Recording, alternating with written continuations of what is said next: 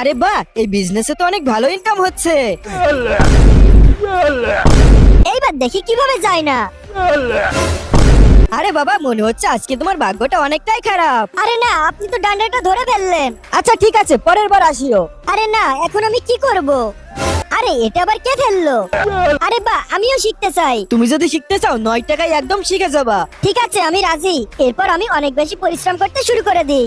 দাও কাজ করার টাকা। ঠিক আছে। আর এদিকে আমি খুব ভালোভাবে প্র্যাকটিস করতে শুরু করে দিই, ওখান থেকে সমস্ত পুরস্কার জেতার জন্য। আর আমি জিতাই ছাড়বো, যা কিছু হয়ে যাক না কেন। বাবা, তুমি এখন পুরোপুরি তৈরি হয়ে গেছো জিতার জন্য। ঠিক আছে আঙ্কেল, এখন আমি যাচ্ছি।